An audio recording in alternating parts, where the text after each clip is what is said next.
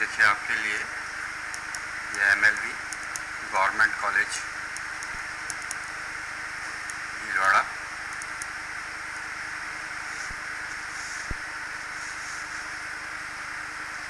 Class BSc part third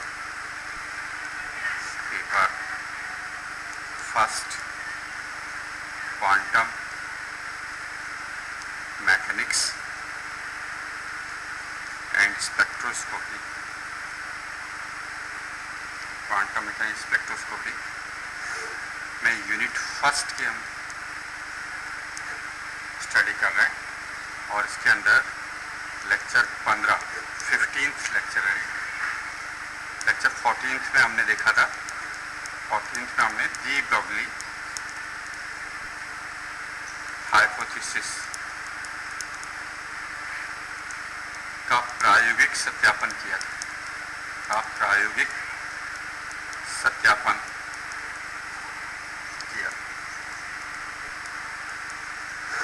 इस प्रायोगिक सत्यापन में फर्स्ट एक्सपेरिमेंट जो हमने किया था वो डेविसन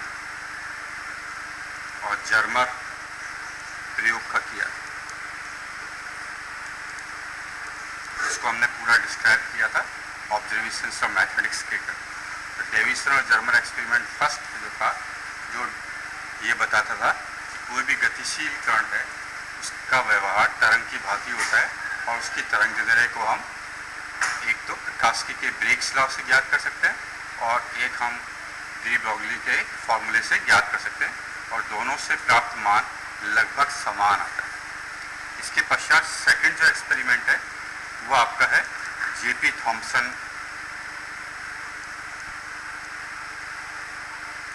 एक्सपेरिमेंट। ये दूसरा एक्सपेरिमेंट है जो कि डी ब्रॉगली की अभिकल्पना का प्रायोगिक सत्यापन देता है। अभिकल्पना का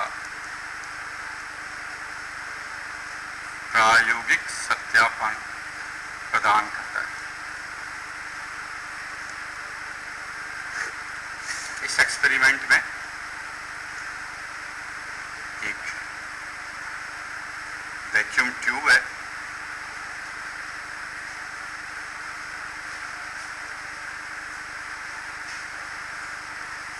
इस वैक्यूम ट्यूब के इस तरफ एक फिलामेंट लगा हुआ है जिसमें धारा प्रवाहित करने पर हमें इलेक्ट्रॉन्स की बीम प्राप्त होती है। इलेक्ट्रॉन की बीम प्राप्त होती है। इस बीम पर अलग अलग विभवांतर लगाकर हम लोग इसको एक निश्चित वोल्टता पर त्वरित कर सकते हैं। तो आपके पास ये वैक्यूम ट्यूब है, निर्वातित नली, इसको हिंदी में बोलते हैं निर्वातित नली, और ये इलेक्ट्रॉन गन का पार्ट है जो कि आपको इलेक्ट्रॉन्स देता है। ये फिलामेंट कहलाता है, एफ फिलामेंट है। इसके पश्चात यहाँ पर सोने की झिल्ली लगी हुई होती है, सोने की झिल्ली, और ये फोटोग्राफिक प्लेट है जिसपे हम लोग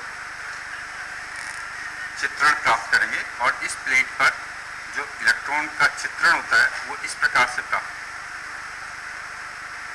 सर्कल्स मिलते हैं।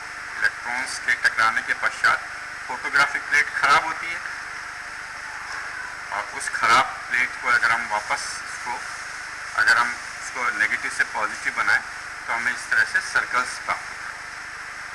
ये गोल्ड फॉइल है, इसको बोलते हैं गोल्ड फॉइल, हिंदी में सोने की झिल्ली बोलते हैं। तो ये प्रायोगिक व्यवस्था रहती है। तो जेपी थॉम्सन ने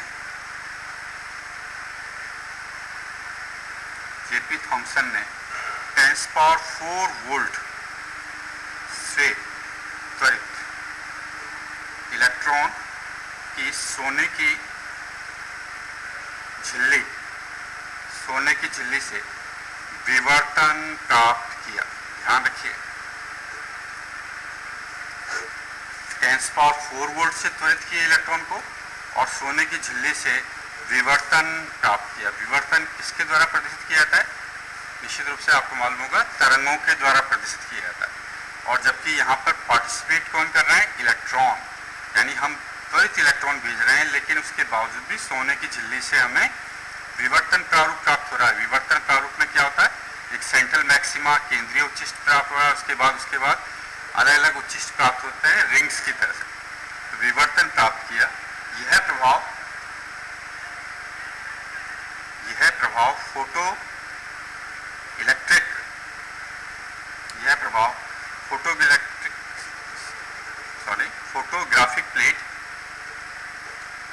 फोटोग्राफिक प्लेट पर प्राप्त किया जाता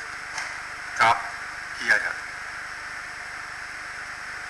जो कि महत्वपूर्ण बात क्या है? जो कि उसी प्रकार प्राप्त होता है जिस प्रकार एक्स किरणों का विवर्तन चित्रण प्राप्त होता है। एक्स किरणों का विवर्तन चित्रण प्राप्त।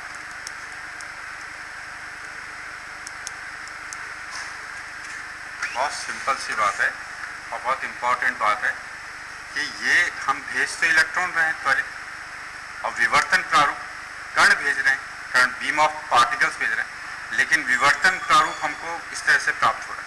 और यही विवर्तन प्रारूप हमको एक्स किरणों के द्वारा प्राप्त है, एक्स किरणें तरंगे के द्वारा प्राप्त होता है। इसका मतलब हम कह सकते हैं कि एक्स किरणों के द्वारा प्राप्त विवर्तन प्रारूप इलेक्ट्रॉन बीम के द्वारा दिए गए विवर्तन प्रारूप के बिल्कुल समान है। इसका मतलब हम कह सकते हैं कि त्वरित इलेक्ट्रॉन का व्यवहार तरंग की भांति है, और वो ही तरंग हमें विवर्तन प्रारूप प्राप्त या बता रही है।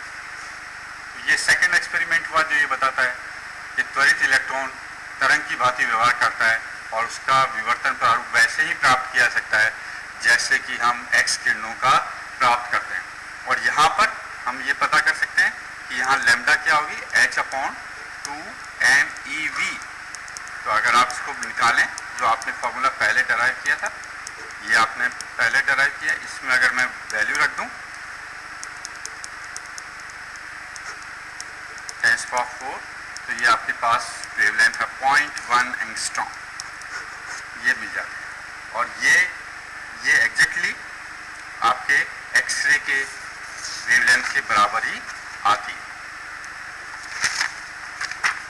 तो आपके पास ये प्रयोग क्या बताता है?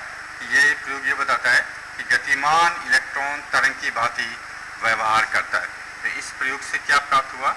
इस प्रयोग के द्वारा ज्ञात हुआ कि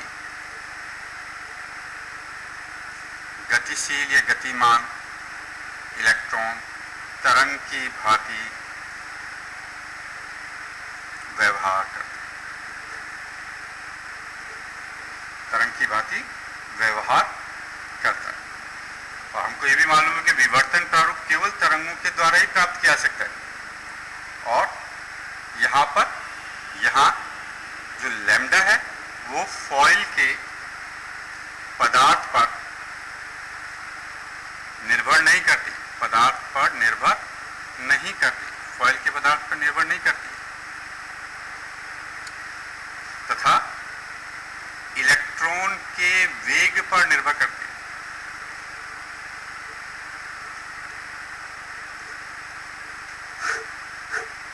पदार्थ पर निर्भर नहीं कर रही, बल्कि इलेक्ट्रॉनों के वेग पर निर्भर कर रही है। ये दूसरा तथ्य है कि इलेक्ट्रॉन का वेग पर निर्भर करती है। अपने को मालूम है कि तरंगदैर्ध्य जो इलेक्ट्रॉन के साथ में संलग्न है, या तरंग जो इलेक्ट्रॉन के साथ में संलग्न है, उसकी जो वेवलेंथ है उसके वेग पर निर्भर करती है। और ये आपको प्रायोगिक रूप से भी पता पड़ जाता है। अर्थात इलेक्ट्रॉन का वेग से लैम्डा आपको लैम्डा प्राप्त हो। सेकंड देखिए, थर्ड एक्सपेरिमेंट। ये तीनों एक्सपेरिमेंट आपके कोर्स में, तीनों आपको करना आना चाहिए। तीसरा है आपका इलेक्ट्रॉन के लिए 2 स्लिट प्रारूप। बहुत छोटा सा है। अपने को मालूम है कि किसी भी तरंग के द्वारा डबल स्लिट एक्सपेरिमेंट हम करते हैं, चाहे वो यंग्स का डबल स्लिट एक्सपेरिमेंट हो, चाहे कोई फ्रेनेल बाइप्रिज्म से हो, किसी भी तरीके से हम डबल स्लिट का निर्माण करके हम तरंग से डबल स्लिट इंटरफेरेंस प्राप्त कर सकते हैं। तो उसी प्रकार इलेक्ट्रॉन के द्वारा भी डबल स्लिट प्रारूप प्राप्त किया सकता है, जो इटसेल्फ ये बताएगा आपको कि इलेक्ट्रॉन तरंग की तरह व्यवहार कर रहा है, क्योंकि beam of electron also provides the two slit pattern. तो इसको करने के लिए हम क्या करते हैं, एक हमने वैक्यूम बॉक्स ले लिया,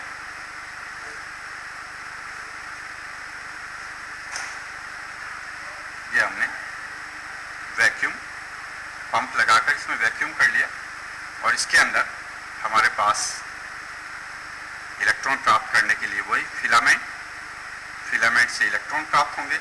इन बीम ऑफ इलेक्ट्रॉन्स को हमने दो स्लिट S1 और S2 पर आपतित कर लिया। यहाँ पर हमारे पास पर्दा है जिस पर कि हम व्यतिकरण प्रारूप प्राप्त करेंगे, ये पर्दा है आपका। तो आप देखेंगे कि ये इलेक्ट्रॉन जब इन डबल स्लिट से निकलते हैं तो यहाँ पर हमें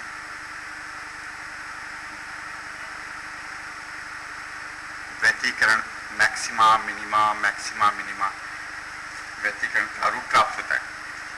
तो जब भी आप एक बीम ऑफ इलेक्ट्रॉन से भी डबल स्लिट एक्सपेरिमेंट प्राप्त करेंगे, तब भी आपको ये जो प्राप्त है ये व्यतिकरण प्रारूप है। अब व्यतिकरण प्रारूप किसके द्वारा दिया जाता है, आपको मालूम है कि हमेशा तरंग के द्वारा ही दिया जाता है। तो यहाँ पर तो ये तरंग ले ही नहीं रहे हम, यहाँ तो क्या ले रहे हैं, बीम ऑफ इलेक्ट्रॉन ले रहे हैं। तो ये बीम ऑफ इलेक्ट्रॉन जो हम ले रहे हैं, तो इस तरह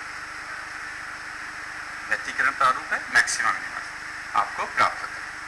तो यहाँ पर जैसे ही आपके पास ये इलेक्ट्रॉन दो स्लिट S1 और S2 जो बहुत बारीक छिद्र हैं उससे निकलते हैं, तो ये दो सोर्स बन जाते हैं S1 और S2 जो कला संबद्ध स्रोत होते हैं, और ये बीम ऑफ इलेक्ट्रॉन तरंग की भांति व्यवहार करती है। तो इन दोनों के अध्यारोपण से हमें एक व्यतिकरण प्रारूप प्राप्त होता है जो हमें इस प्रकार से दिखाई देता है। ये व्यतिकरण फ्रिंजों का निर्माण इस पर, यहाँ आप क्या लिख सकते हैं, व्यतिकरण फ्रिंजों का निर्माण यह बताता है कि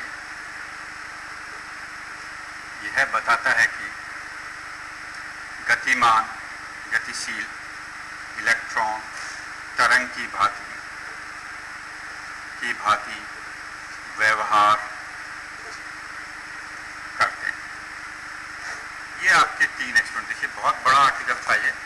पहले आपने डी ब्रोगली अभिकल्पना लिखी, डी ब्रोगली अभिकल्पना क्या होती है उसको समझा, फिर डी ब्रोगली अभिकल्पना का फॉर्मूला डेराइव किया, उस फॉर्मूले को हमने इलेक्ट्रॉन, प्रोटॉन, न्यूट्रॉन और अल्फा कण के लिए डेराइव किया, न्यूट्रॉन के लिए हमने डेराइव किया। फिर हमने देखा कि डी ब्रोगली हाइपोथेसिस दैनिक जीवन में भी लागू होती है लेकिन हमें विकसित नहीं होती। उसके बाद डी ब्रोगली हाइपोथेसिस को एक्सपेरिमेंटली आपने प्रूव किया, और वो एक्सपेरिमेंटली आपने 3 एक्सपेरिमेंट से प्रूव किया, जो कि हमने लेक्चर 14 और 15 में देखा। वो 3 एक्सपेरिमेंट में से डेविसन जर्मर एक्सपेरिमेंट आपका मेजर क्वेश्चन बनता है, और बाकी दोनों जेपी थॉमसन और व्यतिकरण प्रारूप प्राप्त करना डबल स्लिट से, ये माइनर क्वेश्चंस बनते हैं। तो हमने कुल मिला के डी ब्रोगली हाइपोथेसिस का पूरा भाग कंप्लीट कर लिया। नेक्स्ट हम लेक्चर 16 में अनसर्टेनिटी प्रिंसिपल, जो आपकी इस यूनिट का लास्ट पॉइंट है, अनसर्टेनिटी प्रिंसिपल चालू करें।